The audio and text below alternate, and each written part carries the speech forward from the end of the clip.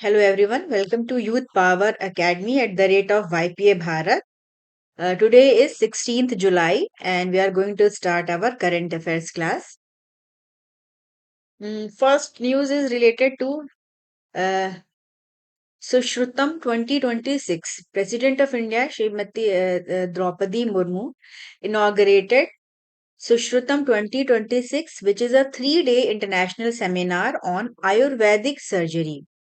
और ये जो है इनॉग्रेशन ये All India Institute of Ayurveda which is in New Delhi यहाँ पे हुआ और the seminar is organised by All India Institute of Ayurveda under the ministry of Ayush and yesterday there was Sushruत Jayanti and various eminent surgeons, researchers and policymakers from India and abroad participated in the event. During the event, President also inaugurated a state-of-art AI-enabled 3 Tesla high-field MRI facility at AIIA. If we talk about All India Institute of Ayurveda, it was established in 2016. It is an autonomous organization under the Ministry of Ayush. And Ministry of Ayush, it aims to promote research and education in Ayurveda and other sciences like homeopathy, naturopathy. All these things comes under Ministry of Ayush. और अगर हम देखें सुश्रुत के बारे में जैसा हमें पता है कि he was an Indian ancient Indian surgeon and he authored Sushruta Samhita. ये एक फाउंडेशनल टेक्स्ट है सर्जरी का और मेडिसिन का जो कि बहुत पुराना है, एंशियंट है. It is around 600 BCE. तो ये इंपॉर्टेंट रहेगा. सुश्रुत के बारे में जैसे हिस्ट्री से रिलेटेड क्वेश्चंस पूछ सकते हैं कि ये कब इनके बारे में पूछ सकते हैं कि कितना इनका पुराना है, क्या इन्होंने लिखा है, इससे रिलेटेड चीजें पूछी जा सकती हैं पीसीएस के एग्जामिनेशन में. Beside this, President also released a study by National Commission for Indian System of Medicine, and it was titled Evaluation of Professional Career of Ayurveda Female Graduates and Observational Exploratory Study. If we talk about National Commission for Indian System of Medicine, it replaced the earlier Central Council of Indian Medicine in 2021 under the National Commission for Indian System of Medicine Act 2020, and it aims to reform and standardize education in Indian medicine systems. तो जैसे ministry of Ayush के बारे में, all India Institute of Ayurveda या सुश्रुतम किससे related है, this kinds of questions can be asked in the PCS examination. UPSC is not going to see these questions, but for PCS examination, they can ask it. Then there is a news related to Uttar Pradesh. और उत्तर प्रदेश में 16 hospitals in Bijnor, which is in Uttar Pradesh, have been booked for negligence concerning the Ayushman Bharat scheme. और Uttar Pradesh government की एक scheme है state agency for comprehensive health insurance scheme, जिसको सचिस कहा जाता है. तो यूपी पीसीएस के लिए ये इंपॉर्टेंट रहेगा. और इसमें जब इंस्पेक्शन हुआ तो ये पाया गया कि जो हॉस्पिटल थे उन्होंने जो क्वालिटी है स्टैंडर्ड्स उनको मेंटेन नहीं रखा था. इस वजह से जो है ये वहां पे बहुत सारी जो हेल्थ केयर फैसिलिटीज थी वो प्रॉपर नहीं थी. तो इस वजह से इनके अगेंस्ट ये एक्शन लिया गया है. If we talk about Ayushman Bharat scheme, it was launched in 2018 और ये गवर्नमेंट ऑफ इंडिया का एक क्रिटिकल इनिशिएटिव है which aims to provide universal health coverage, कि सबको हेल्थ कवरेज जो है वो प्रोवाइड किया जाए. और इसके 2 मेन कंपोनेंट्स हैं, that is health and wellness centres and the प्रधानमंत्री जन आरोग्य योजना.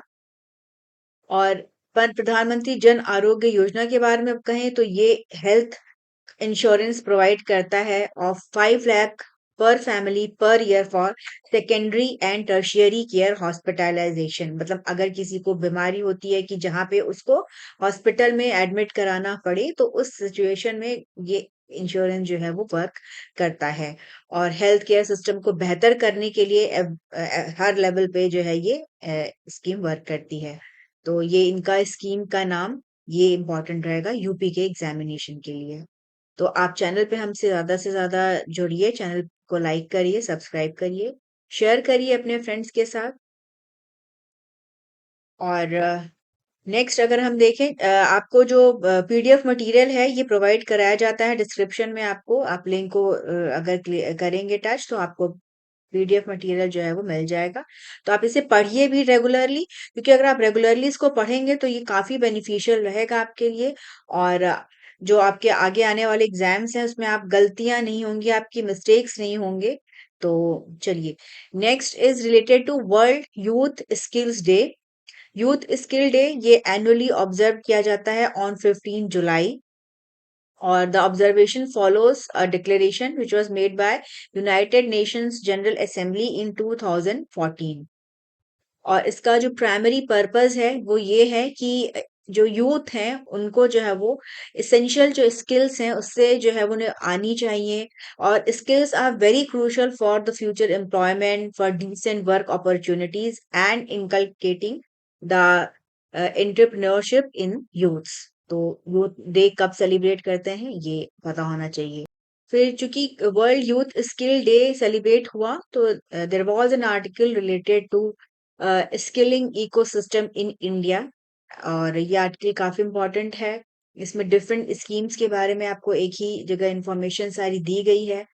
तो अगर हम बात करें तो इंडिया का जो टैलेंट इकोसिस्टम है ये इवॉल्व हो रहा है through whole of life approach, जिसमें गवर्नमेंट इंटीग्रेट कर रही है education, skilling, employment and entrepreneurship. ये जो फ्रेमवर्क है it emphasises in industry relevant digital technologies, artificial intelligence, future ready competencies to meet changing workforce demand. जैसे कि अभी हमें पता है कि एआई का काफी टाइम आ गया है। एआई जरूरी है अगर आप फ्यूचर में बेटर जॉब अपॉर्चुनिटीज अपने लिए क्रिएट करना चाहते हैं। तो कैसे इसमें जो यूथ है उसकी को जो है वो नॉलेज प्रोवाइड की जाए, वो स्किलफुल हो, तो इसके लिए जो है वो गवर्नमेंट ने काफी सारे इनिशिएटिव्स लिए हैं। और if you talk about women artisans, rural communities, for them special initiatives has been started, and according to the India Skills Report 2026, employability has risen from 46% in 2020 to 56.4% in 2026। की school level programmes which include समग्र शिक्षा scheme ये improve करता है school effectiveness. thereafter PM Shri School, these are implementing National Education Policy 2020, or Atal Tinkering Laboratories, these are also fostering innovation। Thereafter, Vidyanjali program, it aims to connect schools with community volunteers। AI focused skilling initiatives uh, include skilling for AI readiness. This is SOAR, SOAR, for classes 6 to 8 and educators in partnership with Microsoft, HCL Technologies and NASCOM। इसके अलावा युवा AI है, it was launched in November 2025 under the India AI mission, and it offers a free 4.5-hour self-paced AI course and the future skills pillar under India AI mission, building AI talent from undergraduate to PhD level। तो ये सारी जो चीजें हैं ये skills को develop करने के लिए जो है वो चलाई जा रही हैं। इसके अलावा vocational training and skilling programmes include Skill India mission, providing NSQF aligned skilling. और इसके अलावा प्रधानमंत्री कौशल विकास योजना ये एक flagship short term skilling initiative है। जन शिक्षण संस्थान है, ये न्यू लिटरेट्स के लिए है एंड स्कूल ड्रॉपआउट्स के लिए हैं। Last year PM Setu was also launched and it upgraded government ITIs। और अगर बात करें तो आंध्र प्रदेश ये फर्स्ट था which first state to operationalize through Vishakhapatnam IT cluster. इसके अलावा there are women-centric initiatives which include AI Career for Women 2025, which is an intensive 320 hours training for young women in rural colleges. Swavlambani Women Entrepreneurship Program. It was launched in February 2025 and is implemented across Assam, Meghalaya, Mizoram, Uttar Pradesh, Telangana. Thereafter, Navya, it was launched in June 2025 by MSDE. ये adolescent girls के लिए है जो कि 18 to 16 years की as की group में है एस्पिरेशनल डिस्ट्रिक्ट्स में. फिर प्रधानमंत्री विकसित भारत रोजगार योजना है. ये प्रोवाइड करता है 15,000 का incentive for the first time EPFO registered employees and up to 3,000 per month for employers for 2 years.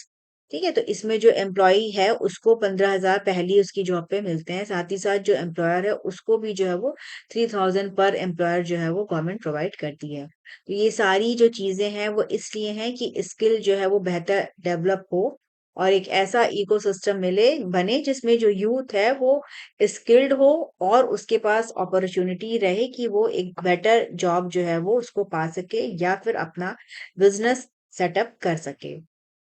तो अगर आप इसमें जो बैकग्राउंड इंफॉर्मेशन और जो कीवर्ड्स हैं उनको देखें तो आपको इसमें काफी सारी योजनाओं के बारे में पता चल जाता है. तो इसीलिए मैं बार बार कहती हूँ कि आप PDF मटेरियल को जरूर स्टडी करिए. अब जैसे सोर पूछ सकता है skilling for AI readiness, Navya nurturing aspirations through vocational training for young adolescent girls. ये कब लॉन्च हुआ? क्योंकि ये लास्ट ईयर जून में लॉन्च हो गया है तो ये इंपॉर्टेंट रहेंगी आपके लिए एग्जामिनेशन में. स्वावलंबिनी, that is women entrepreneurship program, it was launched in February 2025. Samagra Siksha, overarching school education program from preschool to class 12th, and it aims at improving school effectiveness. तो ये सारी जो इंफॉर्मेशन है ये आपके लिए इंपॉर्टेंट रहेगी. साथ ही साथ अगर आप देखिए तो इसमें विद्यांजलि है, that is a programme which connects school with community volunteers. फिर नेक्स्ट अगर हम देखें तो the important article is related to polity and governance. India's digital transformation of the criminal justice system and legal reforms. Center has announced a full digital rollout of India's criminal justice system by July 1, 2027.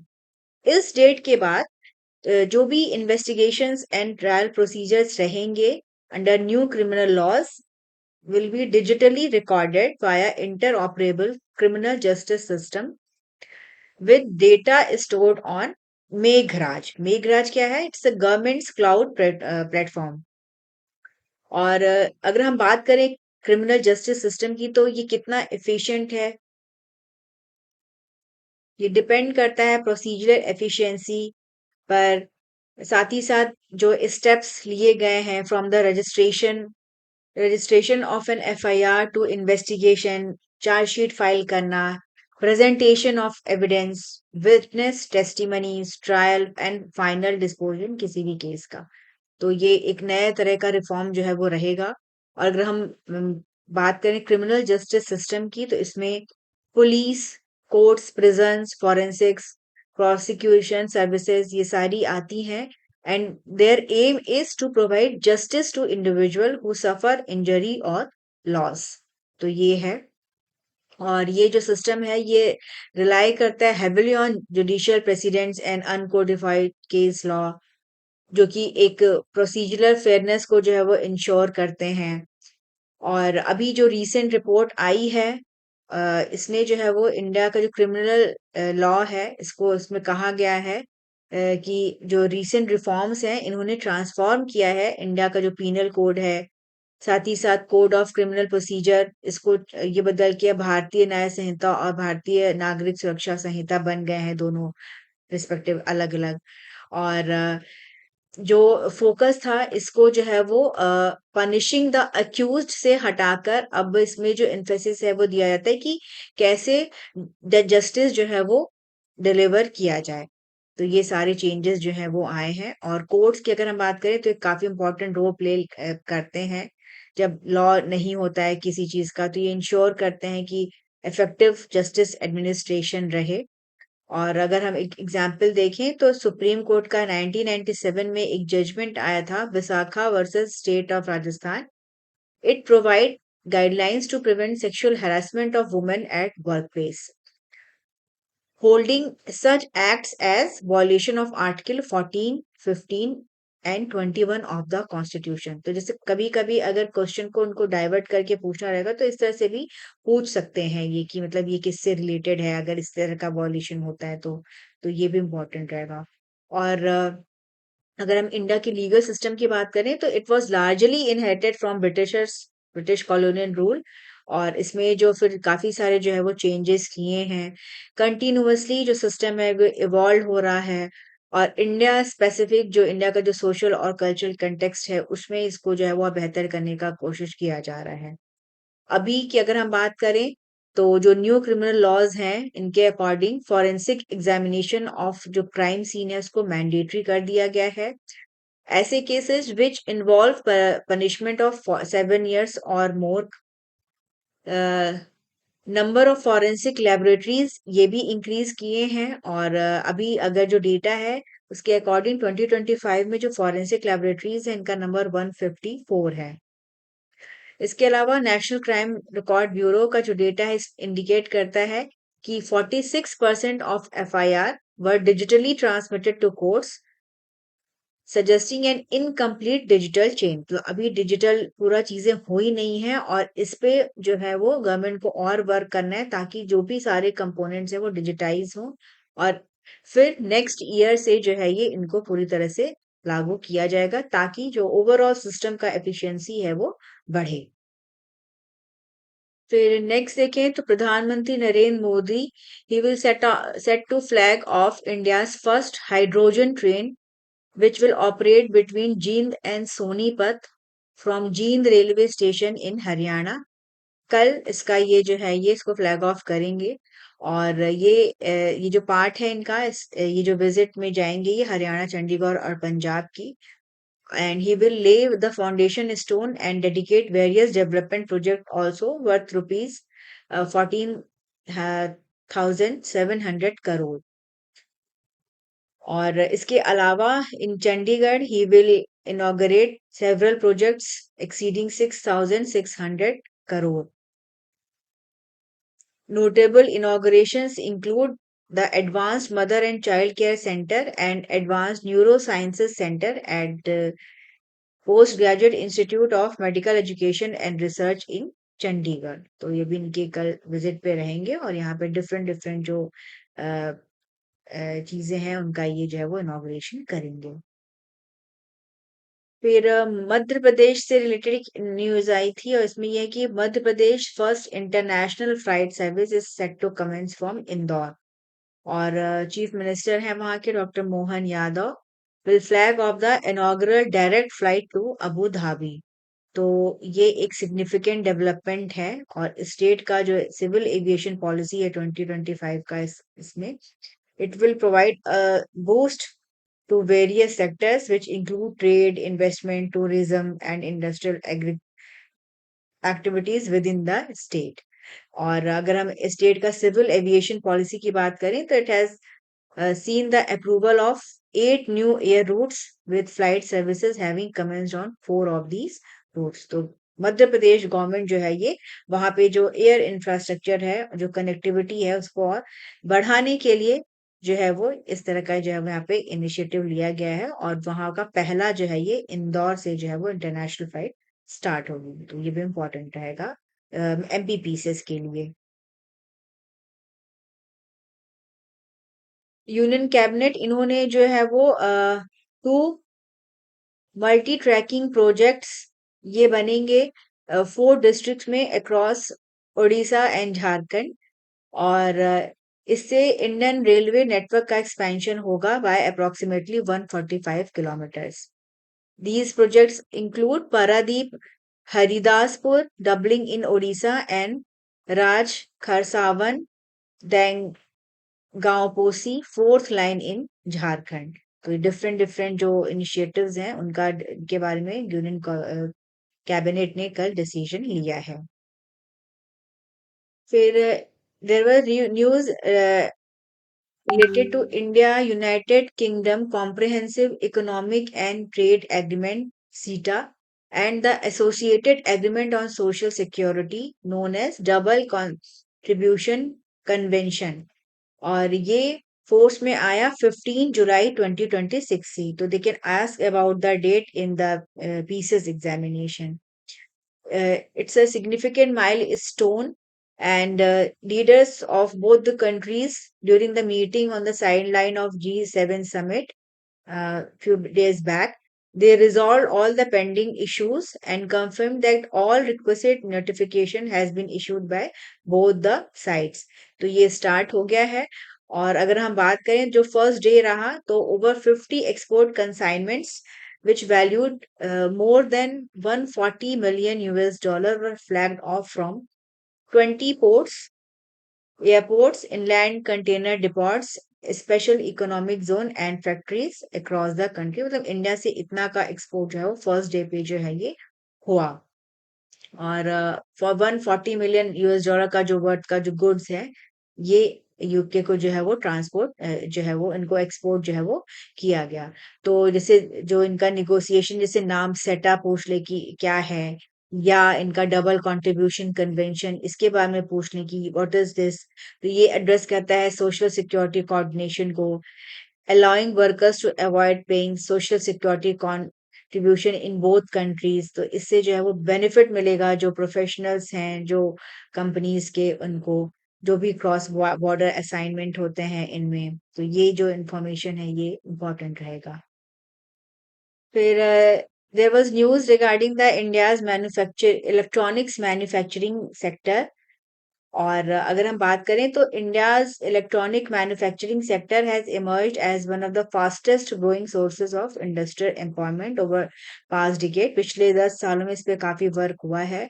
Mobile manufacturing ecosystem it alone supports 12 lakh job both direct and indirect across the value chain. इसके अलावा under the production linked initiative more jobs has been created under major government initiatives। The sector is a leading example of inclusive industrial development, and in this sector women are also playing a pivotal role। Women account for nearly 30% of the total workforce created over the last decade। If we talk about mobile phone manufacturing segment, women constitute nearly 70% of direct workforce, making it one of the country's most women intensive manufacturing sectors. और ये हमारा जो vision है making India और आत्मनिर्भर भारत, इसको जो है वो इसके थ्रू इस पे वर्क हो रहा है। और इलेक्ट्रॉनिक प्रोडक्शन ये इंक्रीज हुआ है 2026 में अराउंड 13.11 लाख करोड़ का जो है ये एक ये प्रोडक्शन हुआ है। 7 फोल्ड इंक्रीज देखने को मिला है इन द लास्ट 12 years। और if we talk about electronics good, India's it has become India's third largest export category with exports reaching 47.96 billion in 2025 financial year US dollar के talking about US in terms of US dollars.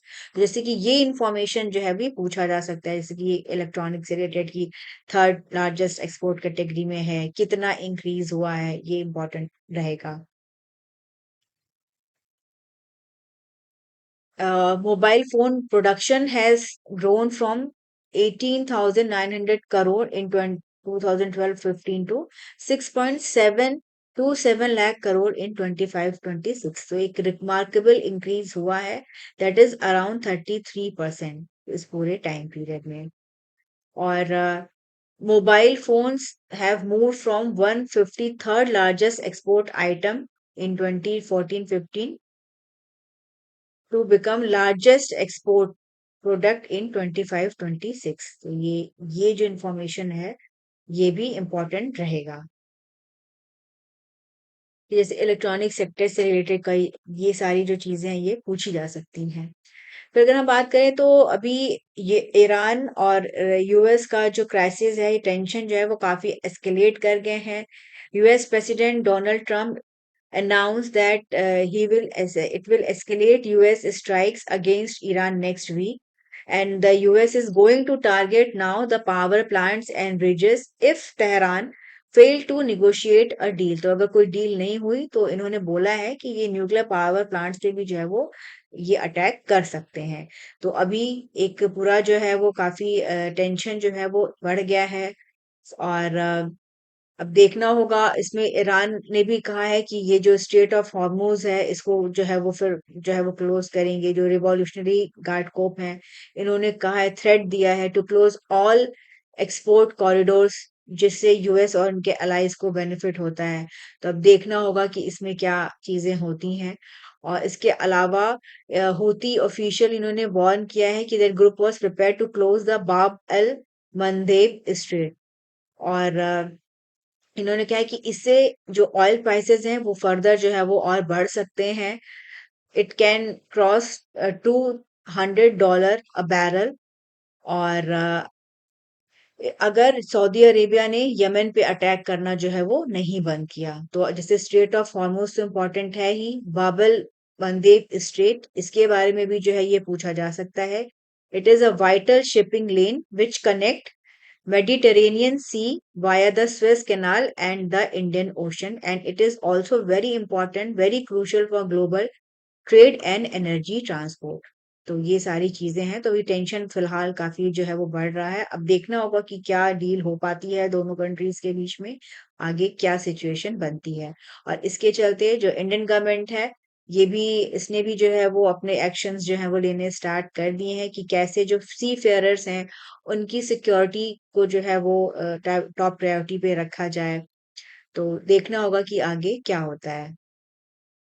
Then there is a news regarding the fossil leaves which was discovered in coal field in Assam, northeast India, and it indicates that the Kevra plant, which is famous for its fragrant Kevra essence, which is used in culinary, medicinal, and religious practices, has existed in the Indian subcontinent for at least 24 million years। मतलब इतने पुराने time से जो है ये मिल रहे हैं।